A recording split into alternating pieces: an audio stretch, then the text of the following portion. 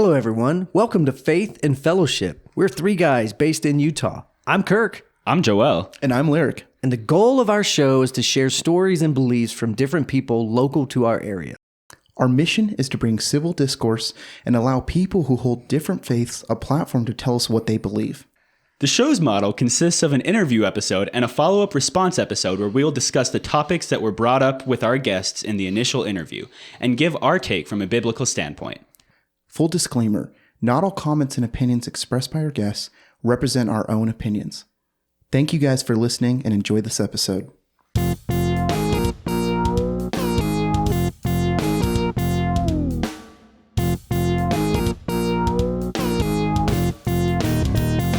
Welcome to Faith and Fellowship Podcast. We are so glad that you are tuning into this episode today. We are super stoked to bring it to you. Here with me in the studio, I have Lyric Cannon. Lyric Cannon. It's not canon. I'm here, present. And we do not have Pastor Kirk Scholl of ArtCity.church in the studio today. He is currently taking a bit of a trip, a vacation. We're glad that he gets a break. But as a co-host and first-time co-host in the studio with us, we have my sister today, Sarah. Hello. And she, were you in any of the episodes that Dad did? Yeah, because of the plumbing incident, Uncle Kirk had to leave. That's what it was. So she has been, if you are a faithful listener, she has been in one other episode. Can't even remember who's on the show. I'm sorry. It's Joel. been 4 successful seasons. I can't even imagine. So I think I've probably made it through like half an episode. I don't like to listen to myself. I don't like to listen to you either. So worked out. So we have Sarah here in the studio with us. She's out for the summer helping with some church ministries, so she is on the podcast. And we have a guest this week, and we are super excited to hear from her. Her name is Amy.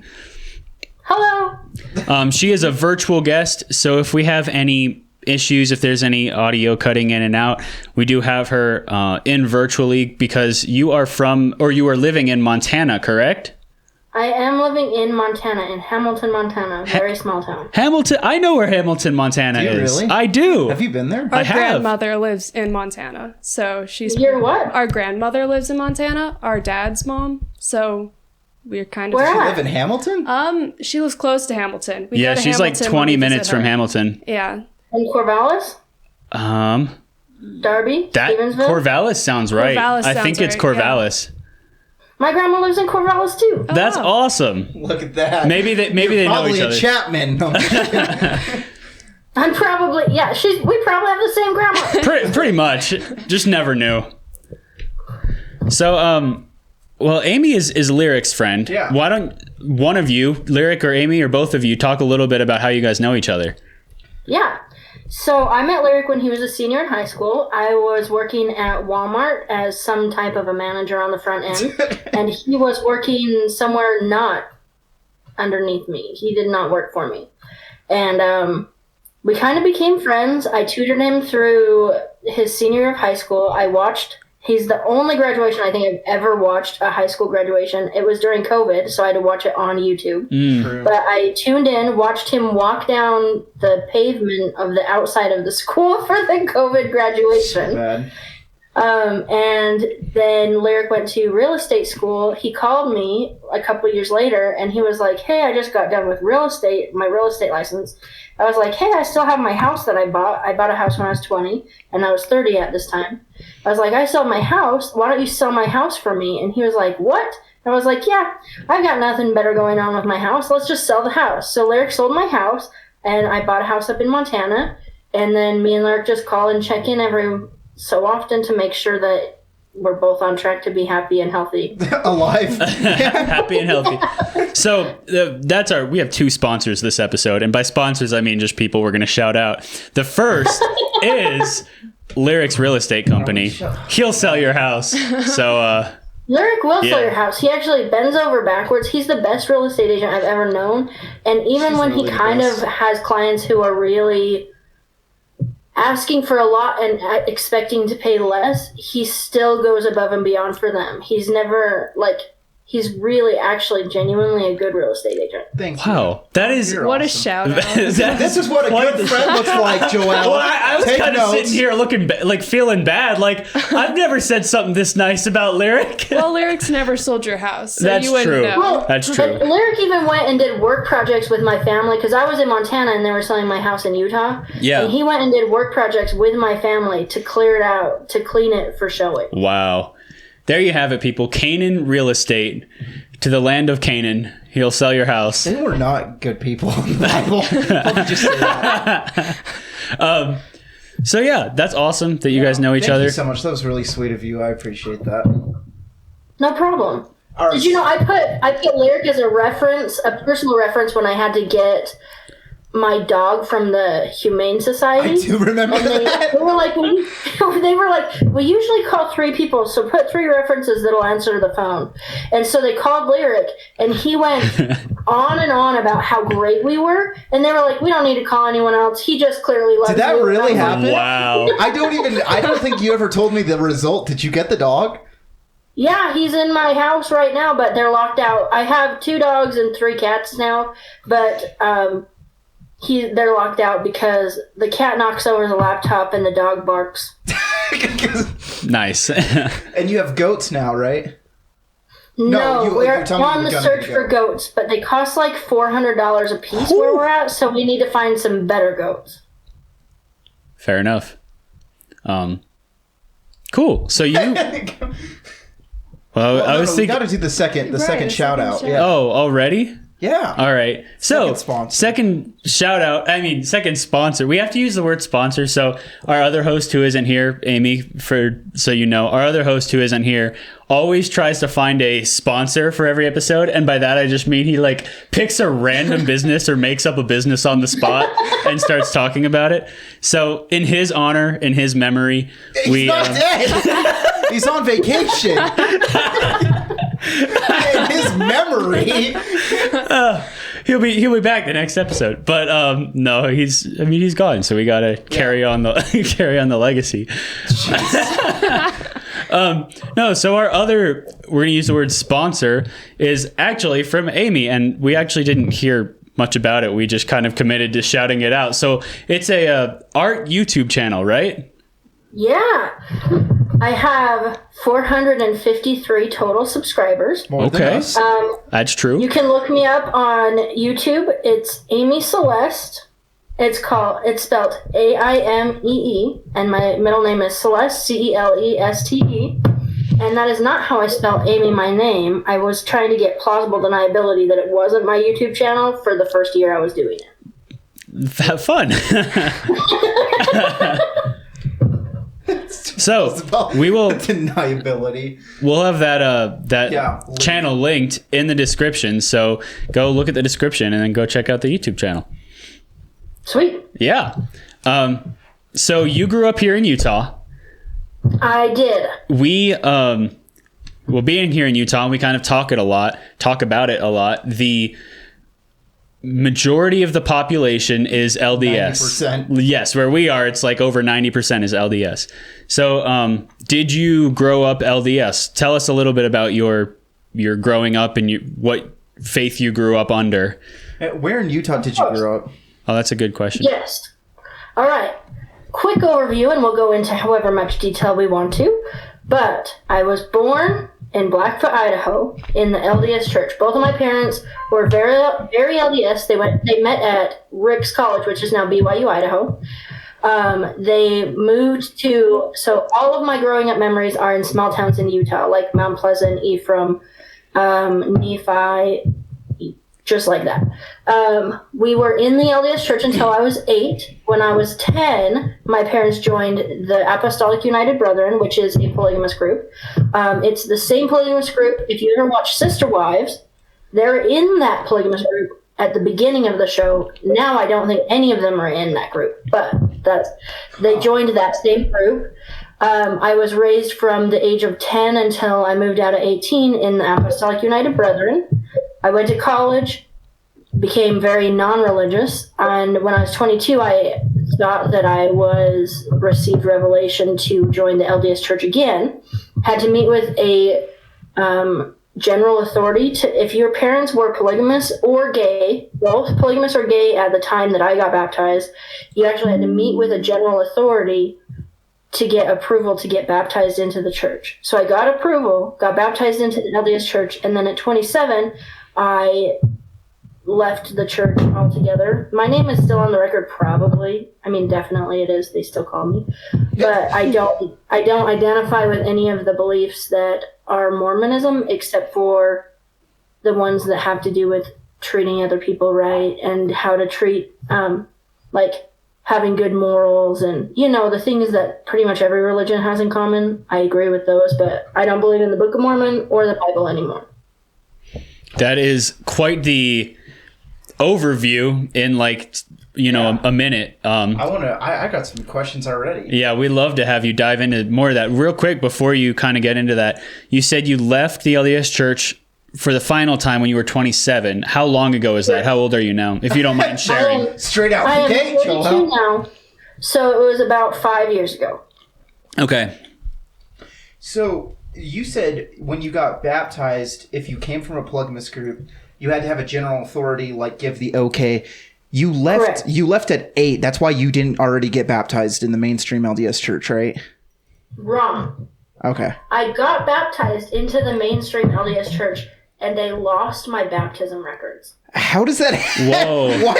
I have never heard of it happening before. So I have a sister that's 1 year older than me that got baptized also, and her records are still in the church as inactive from when she was 8. And I even had, like, family from Montana come down to Utah when I was living in Mount Pleasant when I was 8 years old. I met with my bishop. I remember I met with my bishop because when you're 8, you have to meet with your bishop to do the baptism interview and make sure that you're worthy as an 8-year-old to get baptized. And so I remember that interview because on my way out, I saw some salt. You know the salt that you put on the ground to melt ice? Yeah, the ice melt. And I ate some because I thought it would just taste like salt. And I ended up throwing up on the grass of the church on the night of my baptism interview. But I passed my baptism interview. I got baptized, and the records got lost. Wow. So then when you rejoin at 27, 22, 22. You had to get rebaptized. I had to get rebaptized. Gotcha. And now, did you have any body parts fly out of the water? Was it like a one and done kind of dunk, or? I have no idea. I cannot remember. I do remember, still to this day, my baptism at 22 was so great. It was such a good day. I felt so supported. My whole family was there. My dad, when I was, how old was I? 10 or 11, he married his second wife named, actually, I'm not going to say names just in case they don't want to be on here. You give a fake name if you want. Yeah, or just spell it. Spell it like wrong. No, you could give a fake name. Yeah, he married his second wife, John.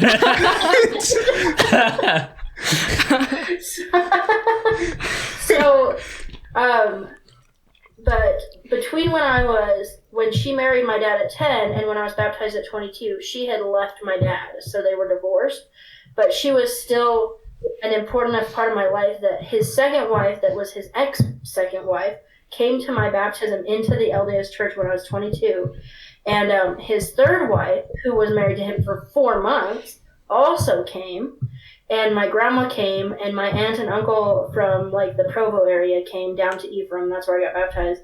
And I had new friends, and I had atheist friends that came. It was such a supportive baptism, and it was all about joy. Like, when I got baptized into the LDS church, it was about joy. Like, the joy you can find in letting go of yourself and your needs and wanting to be something better for something that's bigger than you. You guys probably all know what I'm talking about. But it was just focused on happiness and love and joy and caring about each other and putting other people first and community. It was a good day. Yeah. So when your dad decides he's going to go switch to the AUB is the right acronym, right? Right. And that stands for Apostolic Union Brotherhood? United Brethren. United Brethren. what is kind of going on for you as an 8-year-old? Like, are you like, what's going on? Are we just going to a different ward? Like, what's kind of running through your head when he's doing this? So I was very confused and alienated. This is probably not everyone's story, and I'm not going to try to reflect anyone in good or bad light, because there's a lot of things about growing up in a polygamous family that I thought were perfect and wonderful and really good. And there were a lot of things about changing religions that I thought were traumatic and damaging. So I remember when I was 9 or 10, when my dad told me we were changing. We moved from Mount Pleasant to Nephi, which is about a 40-minute drive difference. And we were going to church. Nephi's 20 minutes away from the community where they live right now. And we would go to church, and all of the kids there would be related, because that's how it is there. And it was so hard to make friends that all I remember about switching religions is being so lonely and rejected just because I didn't have the right last name. And it is confusing for them to say, oh, well, this is what we believe, and then have them change their mind. But that didn't damage me for the rest of my life. Although statistically, if your parents do change the religion when you're in your preteens, it's actually really normal to end up non-religious because it's confusing. Do you kind of like, I'm assuming you probably didn't know at 8 years old why your dad did this. Do you kind of know now? What was his thought process? I did know when I was 8 years old. Okay. My parents' fault, if it's anything. If my parents have faults, they do have faults. But I don't think my parents over-communicate with us, especially the older kids. So I'm the second oldest of, my mom has 10 kids, my dad has 2 others. So I'm the second oldest of 12. Wow. My dad loves my mom more than any husband has ever loved his wife. And I'm saying that knowing that she was one of 3 wives. Like she was the first wife. She wanted to start investigating in the AUB. She was going to save her friends. She had friends that had joined the AUB, and she was going to save them and bring them back to LDSism. Interesting. And so over the course of a couple of years, they ended up meeting with the 70s from the AUB. The AUB doesn't have missionaries. They have what they call 70s, which are married men who are appointed to teach people who are investigators. But investigators have to act interested first. They don't proselyte or try to find people. And then, so my parents met with them for a long time, and we went to primary, and my mom didn't want to join.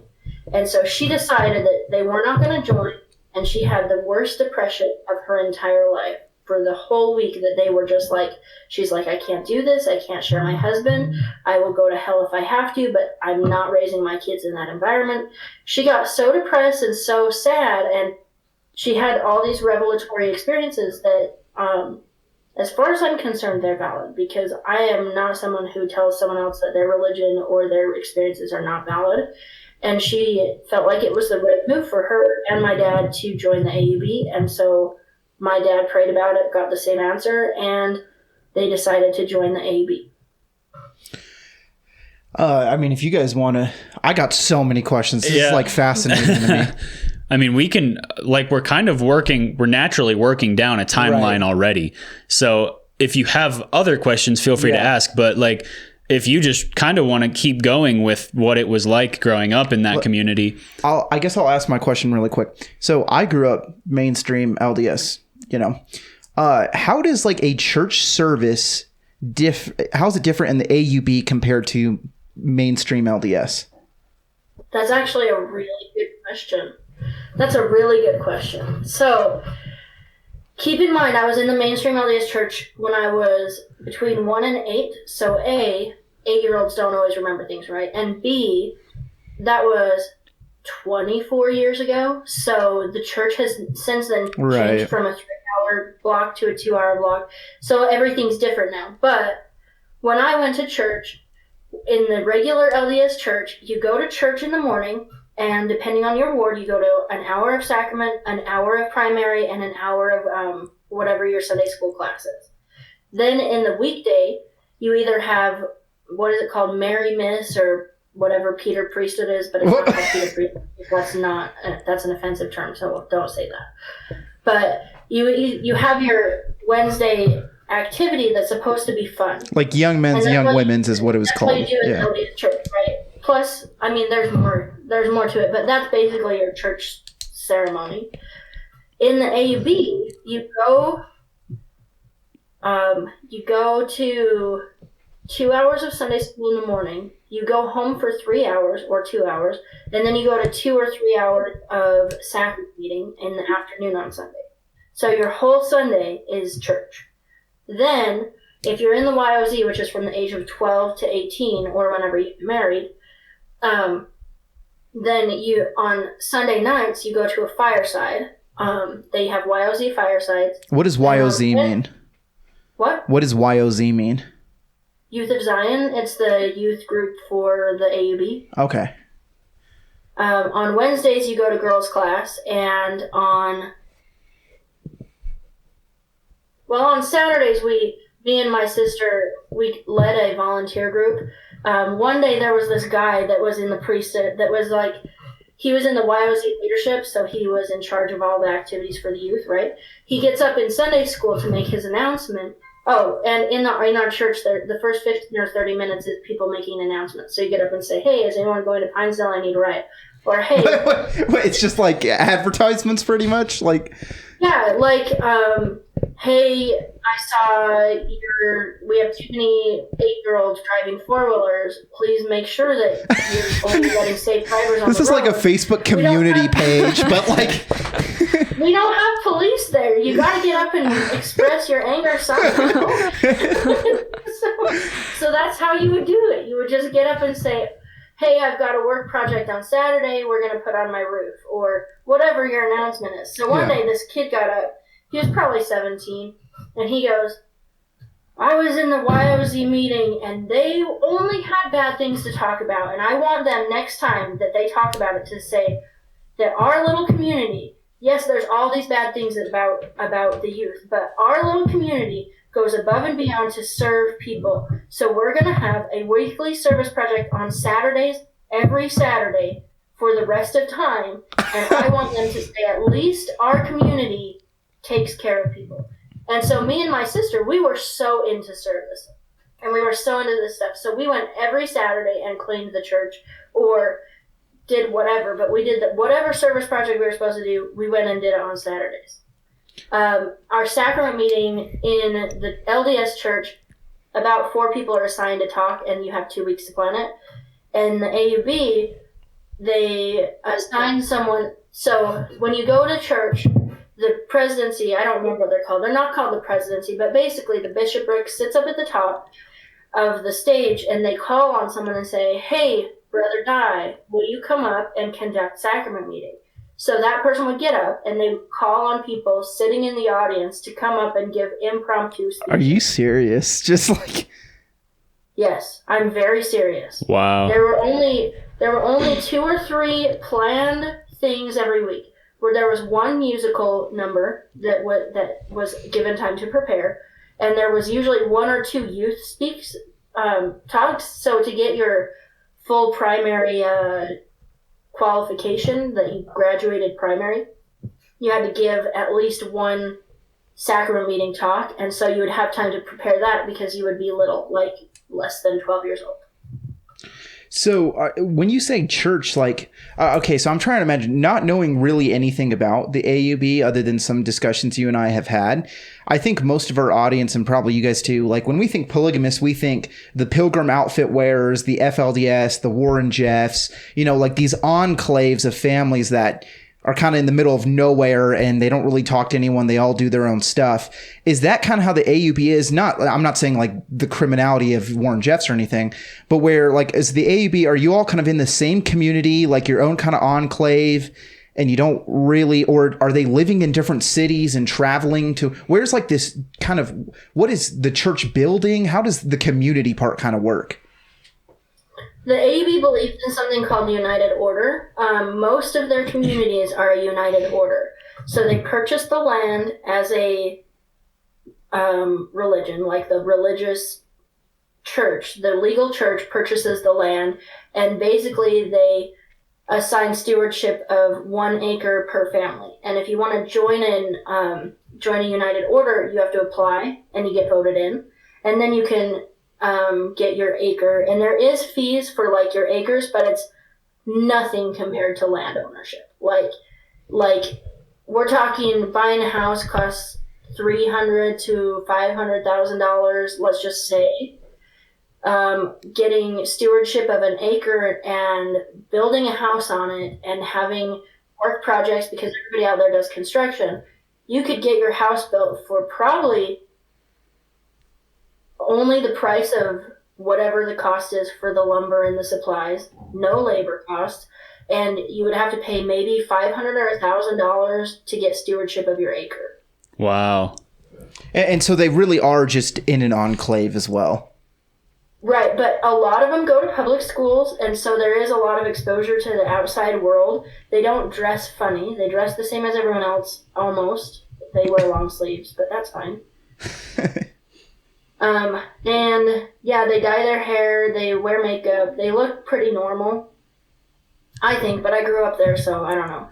Can I ask, so because it's a community like this, how are, like... and maybe you don't know, maybe you didn't experience this, but how are like disputes and even crime dealt with? Like, is the police called if there's a crime committed, or is it dealt with within the community, and how does that work? Let's skip this question. I don't have enough personal experience to know. Okay. I was never present when there were any crimes being committed. And all the experience I have are rumors or things that I was told that I have never been able to confirm how they were actually handled. Okay. And then the church building, is that just built like on this land as well? Right. The church is just in the middle of whatever property they purchased, and everybody just goes. It's like, it makes me think of like a medieval European village, that the church is just the center of the town. Yeah. Yep. I got some more to keep throwing out there. So you said most of the kids go to public school, right? Did you go to public school, or? That is a complicated question. Okay, I wouldn't say most of the kids go to public school. I said a lot do. Okay. If I said most, I meant a lot. Mm-hmm. But when I was growing up, there was no elementary school that was possible to go to in the United Order I was raised in. Now there is. So most of my younger siblings have gone to the United Order elementary school, and about 3/4 of my siblings went to the public high school. I went to public high school, and I did about half public elementary and half homeschool, just at home with my mom. Okay. Gotcha. Yeah, a lot to take in. That's cool. Is this like a Utah only group? Is this in other states? No, they're mainly out of Utah because that's where they broke off of, but there's a community in Bluffdale, there's a community like an hour south of that, there's a community in Arizona, Mexico, Montana, I think there's one in Missouri. I'm pretty sure there's one in Missouri and southern Utah. Gotcha. Are your parents still a part of this community? Yes, but neither of my dad's two second and third wife are part of it. They left. Okay. They left him and the religion. So he is currently married to one wife? Yes, and it's my mom, and they love each other a lot. Gotcha. Is there a temple in the AUB? No. So the AUB believes that the keys of the priesthood live with the mainstream LDS church, and the keys of the priesthood live with the AUB, and the keys of the church live with the LDS church.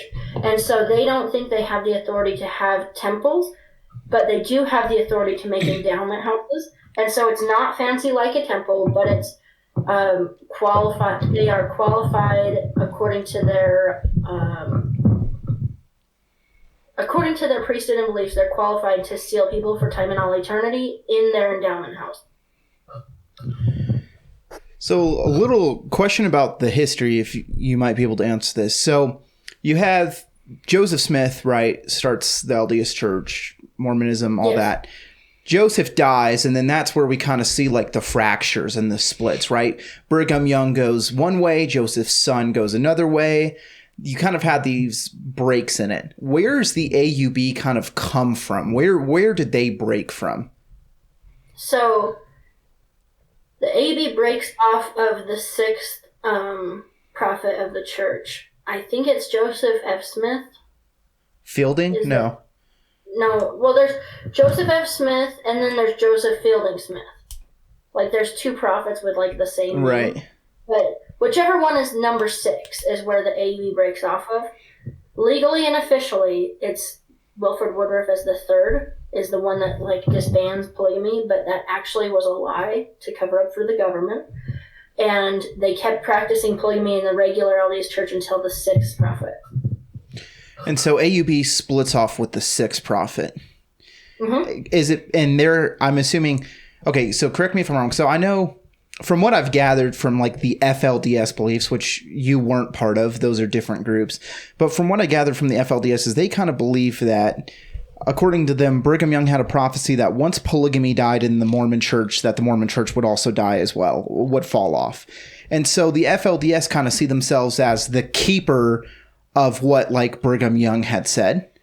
Is the AUB kind of have that same mindset where if they're the ones doing the polygamy part so the church doesn't fall?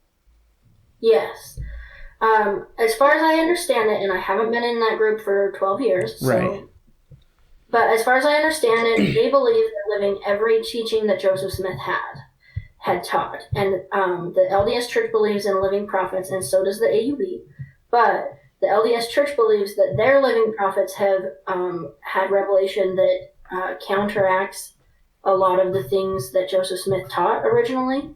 And the AUB believes that there is no such thing as that, and they keep living the original teachings of Joseph Smith. So the AUB would say that Russell M. Nelson's not like the current prophet. He's not a true prophet. He would hold the keys. So he would hold the keys of there's the keys of the priesthood and the keys of the church or the prophet. I don't remember what they say, but yeah, he holds some keys, but not all the keys. Gotcha. And so, like, do they feel like they have to kind of like, if Russell M. Nelson gives a command or says this is revelation from the Lord, are they subjugated to follow it? Not even a little bit. Gotcha. Now, my next question is, going back to following Joseph Smith's teachings, how are other ethnicities treated in the AUB? Are African Americans allowed to join? How is that kind of, if that's okay to ask? Yeah. So in the AUB, they believe that if you have the blood of Cain, which means that you are from Africa or any of your ancestors are from Africa, the black part of Africa, I'm not really sure where the line is, because if you analyze it, it gets blurry, which is why I don't believe it anymore. But they believe that you could get baptized, but you wouldn't be able to hold the priesthood or go through the endowment house to get married. Gotcha. Did you ever see any other ethnicities in your community? Other ethnicities, yes. There's Asians, there's Mexicans, there's Polynesians. There's just no black people. Gotcha. Interesting. Yeah, no, I would say that's interesting. Well, and that's kind of like closer to along the lines of what Joseph Smith originally taught. So I would argue, yeah. Yeah. But you had Elijah Abel, but I don't think Elijah Abel, that was like the first African American to join the LDS Church. So here's what I'm thinking about what we do, and you tell me if this is okay. I kind of want to know a little bit more, like personally, your story about why you left the first time, what it was that had you rejoin, why you left the second time, or rejoin the LDS Church, and then why you left the LDS Church. But we're coming up on like 35 minutes right now. So if you have the time and if it's okay with you, we'd love to come back on a second episode and kind of dive a little bit more into that, if that works with you. Sure. You want me to do a cliffhanger? Sure, let's hear Hit it. us with I'm a excited. cliffhanger. Okay, here's the cliffhanger. Come back next time to hear about why I decided that none of the LDS belief was true, because somebody close to me was having a mental breakdown that included hallucinations. Whoa. Dun dun dun. We gotta like play music or something. Yeah. All right. So yeah, if you're listening to this, thank you so much for listening. Feel free to email us with any questions. Our email and our website will be linked below, as well as Amy's YouTube channel. So yeah, be sure to check that out, and be sure to tune in next week when we come back with a second episode. Thanks for coming on, Amy. We appreciate it. We look forward to doing another episode with you. Happy to be here.